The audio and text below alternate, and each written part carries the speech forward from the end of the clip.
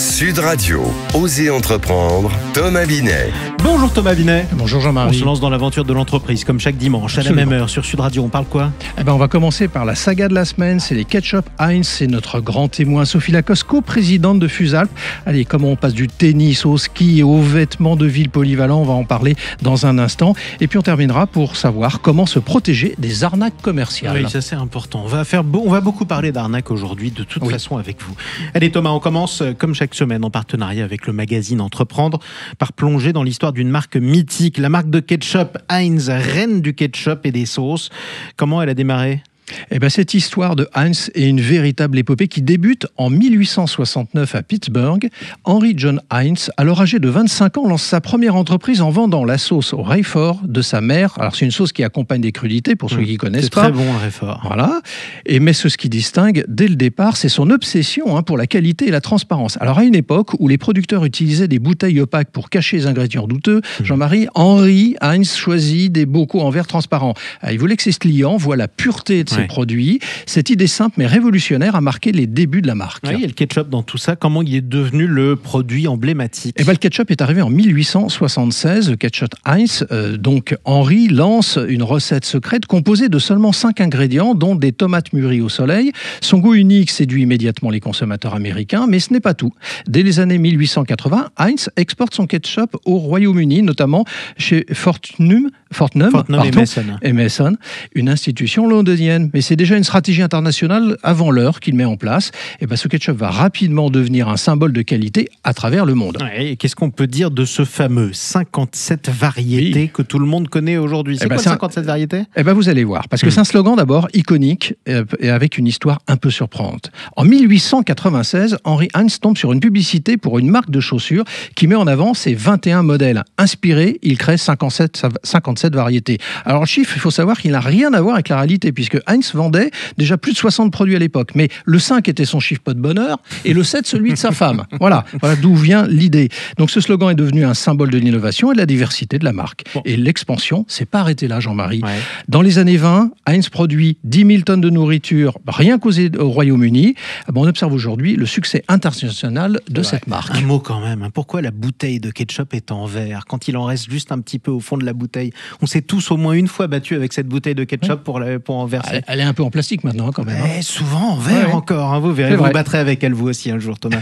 Allez, tout de suite on accueille votre invitée Sophie Lacoste. Bienvenue sur Sud Radio. Bonjour. Vous êtes la coprésidente de Fusalp. Alors Fusalp, c'est une marque, une entreprise créée par des tailleurs en 1952 en Haute-Savoie à Annecy.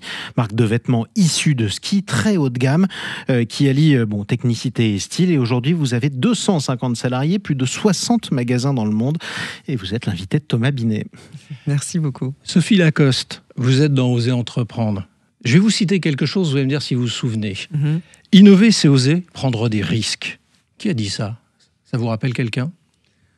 Je vais me permettre de vous aider. C'était votre grand-père. J'imagine que c'est mon grand-père, qui l'a dit en 1933, donc osez, vous êtes au bon endroit. Votre grand-père, c'était René Lacoste, un des célèbres mousquetaires du tennis français, qui remporta d'ailleurs la Coupe Davis en 1927 et en 1928. Il va créer en 1933 la marque Lacoste.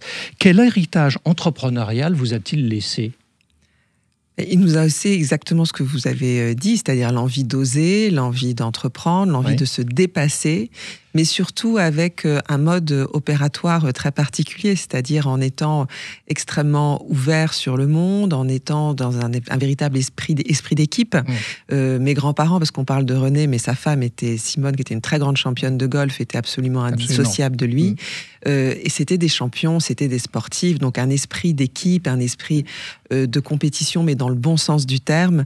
Et ça, c'est des valeurs fondamentales. Alors, on va s'intéresser un petit peu à vous, Sophie Lacoste. Après des études à Dauphine, vous avez commencé dans la finance. Mais alors, le plus surprenant, et probablement d'ailleurs pas su du grand public, c'est que vous allez devenir comédienne au théâtre pendant 10 ans, tout en étant administratrice de Lacoste. Et vous allez en même temps d'ailleurs créer la Fondation Lacoste. Enfin, nous expliquer un petit peu, vous êtes l'artiste de la famille en fait. Oui, sûrement. Oui, je pense qu'on n'est pas. Oui, il n'y a pas d'autre cas que le mien. Mais c'était pour moi essentiel. Depuis que je suis née, j'avais envie de faire ça, de faire du théâtre. Et ma famille l'avait vraiment accepté, oui. Mais en même temps, vous allez à un moment donné décider d'arrêter le théâtre et revenir dans la vie sérieuse des affaires, forcément. Oui, je ne sais pas ce qui est le plus sérieux finalement entre les deux. C'est présenté souvent comme ça en tout cas. Ouais. Oui, mais c'est pas forcément le cas. Le théâtre est une affaire extrêmement sérieuse. D'autant plus que vous aviez créé une compagnie. Tout à fait. Et puis on essayait de le faire de la bonne manière. Quand on est entrepreneur aussi, on fait des choses sérieuses, mais c'est pas grave non plus. Il faut savoir les faire avec une certaine légèreté pour pouvoir appréhender les difficultés et les obstacles. Alors vous allez quitter d'ailleurs ce monde sérieux du théâtre, et ça va venir avec la vente de Lacoste, d'ailleurs, qui vous fera passer donc de ce théâtre philanthropique au rachat avec votre frère Philippe et votre belle-sœur, donc l'épouse de Philippe, Mathilde, la société Fusalp, l'année suivante, c'est-à-dire le 20 décembre 2013, après avoir vendu le 12 décembre 2012. Vous voyez, il y a une synchronisation, vous êtes du mois de décembre, vous. Oui, tout à fait. C'était une année pile poil. On a eu beaucoup de chance de tomber sur cette très belle entreprise. Belle endormie d'ailleurs, vous dites. Belle endormie, patrimoniale, vraiment, qui fait partie de l'histoire de la France, qui a équipé la plus grande épopée de ski française dans les années 60, et donc avec une identité, un ADN tellement fort qu'on a eu un coup de cœur immédiat.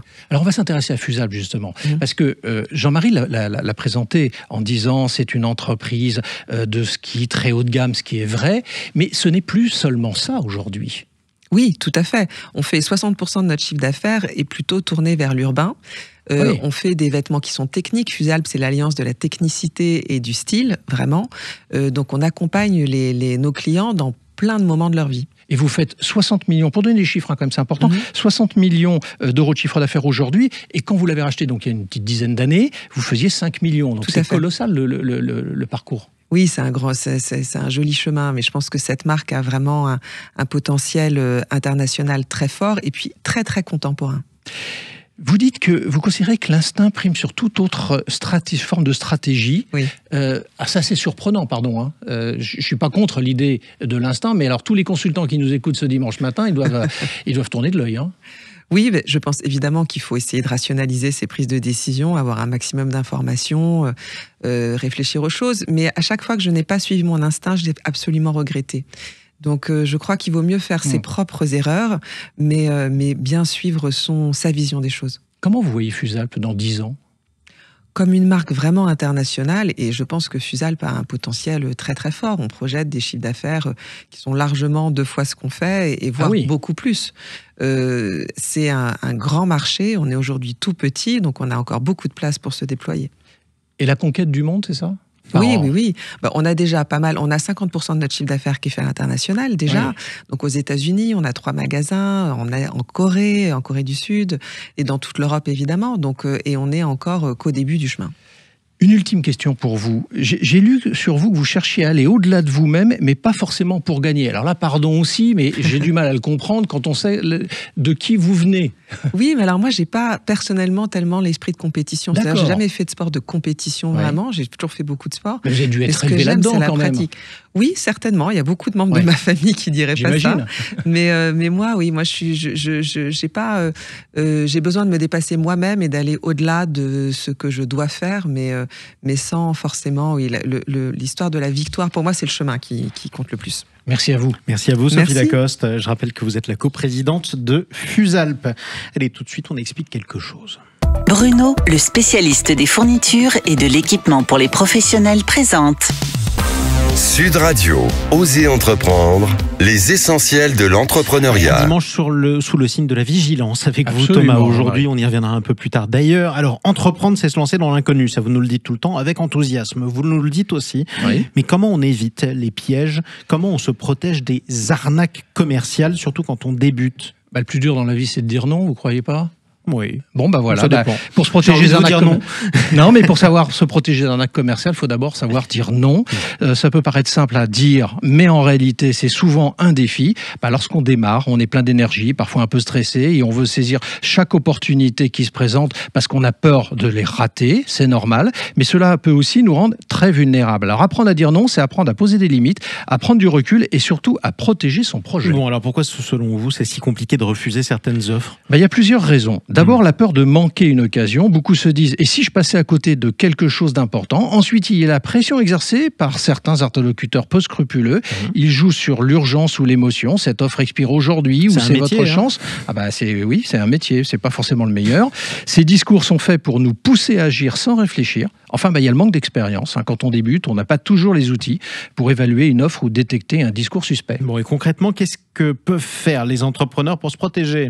D'abord, prenez le temps, car une opportunité sérieuse vous laissera le temps d'y réfléchir et de poser des questions. Deuxièmement, renseignez-vous sur vos interlocuteurs. Cela peut éviter bien des déconvenus. Et enfin, posez des questions. Beaucoup d'entrepreneurs hésitent par peur de paraître méfiants ou inexpérimentés. Mais au contraire, un interlocuteur fiable appréciera que vous cherchez à comprendre. Allez, demandez des détails sur les conditions, les résultats attendus et lisez toujours, vous savez, les petits caractères dans les contrats qu'on ne lit pas, évidemment. Ouais, si les réponses sont vagues, évasives, fuyez. Bon, écoutez, on fuira. Merci beaucoup Thomas. Fuyez pas trop loin parce que vous revenez dans un instant, vous restez dans les parages. On va parler d'investissement et d'argent. On va parler de quoi? Justement, on va parler avec Mathias Bassino d'un livre. Je vous laisse dans quelques minutes le découvrir avec nous. Prenez votre argent en main. À tout de suite.